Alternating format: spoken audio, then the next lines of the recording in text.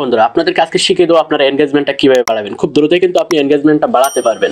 যে প্রসেসটা আপনাদেরকে দেখিয়ে দেবো, এনগেজমেন্ট বাড়বে ঝড়ের গতিতে। অনেকে বলেন যে আমার এনগেজমেন্ট বাড়ে না, আমি এত রিপ্লাই কমেন্ট করি, এত শেয়ার করি, এত কিছু করি, কিন্তু এনগেজমেন্ট বাড়ে না। এনগেজমেন্ট বাড়ানো কিন্তু একটা অপশন আপনাদের আছে, একটি সেটিং আছে। দেখুন এখানে কিন্তু এনগেজমেন্ট লেখা আছে। এই এনগেজমেন্টে আপনি চাইলে 1 মিনিট, 2 মিনিট, 3 মিনিট এখান থেকে আপনি কমেন্ট করে করে তাদেরকে রিপ্লাই কমেন্ট করবেন। এখান থেকে যে রিপ্লাই কমেন্ট করবেন, যে সুজন খান ভাই আসছে নাকি, আমি এখান থেকে একটা রিপ্লাই কমেন্ট করলাম, থ্যাঙ্কস, ঠিক আছে, থ্যাঙ্কস।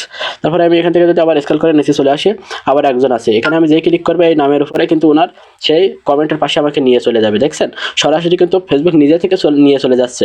11 মিনিট আগে উনি আমাকে একটা কমেন্ট করছে, এখান থেকে রিপ্লাই কমেন্ট করতে হবে বেশি বেশি। তারপর এখানে এই যে রাবি আপু এখানে একটা কমেন্ট করছে, এখানে ইনারকে আমি এখান থেকে যদি রিপ্লাই কমেন্ট করি তাহলে কিন্তু আপনার এনগেজমেন্ট বাড়বে ঝড়ের গতিতে। এনগেজমেন্ট কিন্তু কোনো অপশান আপনি খুঁজে পাবেন না, একটা জায়গায় আপনার এনগেজমেন্ট বাড়ানোর উপায়টা আছে। এই সেটিংটা আপনি কোথা থেকে পাবেন অবশ্যই শেষ পর্যন্ত ভিডিওটা দেখবেন।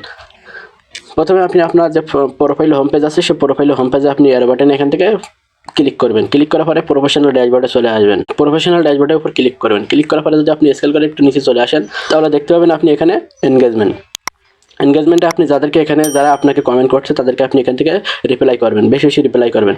দেখুন এখানে কিন্তু আমি যেই ক্লিক করছি রাবিয়া আপুর একটা কমেন্ট এনেকে আমাকে দেখাচ্ছে, এখানে বলছে যে এখান থেকে আপনি রিপ্লাই করবেন, থ্যাঙ্কস।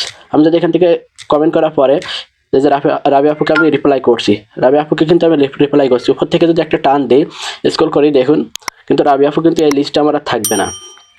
দেখছেন রাবি আপুর এটা কিন্তু এখানে আর নেই। তা মাধুরী দিদি, এই যে মাধুরী দিদি, এনাকে যদি আমি এখান থেকে একটা রিপ্লাই কমেন্ট করি, থ্যাঙ্কস, তারপর এখান থেকে যদি আমি স্ক্রল করে টান দিই তাহলে কিন্তু উনি আর এখানে থাকবে না। দেখছেন আমি একটু রিপ্লাই করে দেখাই তাহলে কিন্তু দেখেন এখানে কিন্তু সেই মাধুরী দিদি কিন্তু আর নেই, অন্য আরেকজন বন্ধু এখানে চলে আসছে। এখান থেকে ফেসবুক বলছে যে আপনি এখান থেকে এনগেজমেন্ট বাড়ানোর জন্য রিপ্লাই কমেন্ট করেন। যত বেশি রিপ্লাই কমেন্ট আপনি এখান থেকে করবেন আপনার কমেন্ট ব্লক আসবে না। আমরা অনেকেই যে রিপ্লাই কমেন্ট করি বেশি বেশি আমাদের কমেন্ট ব্লক আসে, কিন্তু এখান থেকে আপনি যদি রিপ্লাই কমেন্ট করেন আপনার কমেন্ট ব্লক আসবে না, বরং আপনার এনগেজমেন্টটা আরও বেশি বেশি বাড়বে। অবশ্যই নতুন একটি সেটিং শিখিয়ে দিলাম আমি, সাইলেন্ট শেখ 0.6। আজকে এই পর্যন্ত, আল্লাহ হাফেজ।